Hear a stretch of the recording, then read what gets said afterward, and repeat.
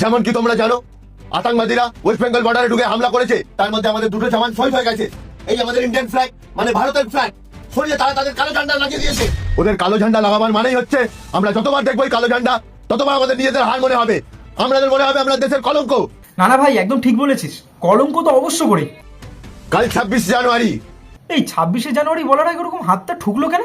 এটা কেমন অ্যাক্টিং ভাই? স্যার আমাকে পাঠিয়ে দাও স্যার, আমি গিয়ে। আমি শুধু ভাবছি রিয়েল লাইফে যদি কোনো জুনিয়র অফিসার তার সিনিয়রের সাথে এভাবে কথা বলতো তাহলে কি হতো তার সাথে। ওদের কালো ঝান্ডা ফেলে দেবো।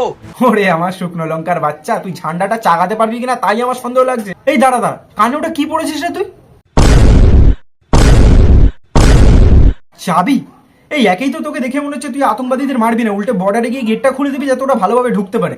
আচ্ছা, কানে কি ওটা বর্ডারের গেটের চাবি? না কমান্ডো সাকিব, তুমি যাবে না এই মিশনে একা, তোমার সাথে এই দুজন কমান্ডো আরো যাবে। তোমরা দুজন এই মিশনে সাকিবের সাথে যাবে, আর এই মিশনটাকে সাকসেস করতেই হবে।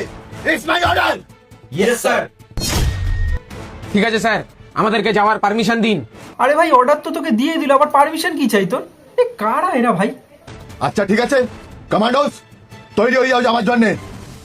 ওকে স্যার, জয় হিন্দ। ওফ, স্যালুট মারাটা তো হেভি, মানে হাতটা একটু শেক করলেই পুরো রোডিস স্যালুট হয়ে যেত।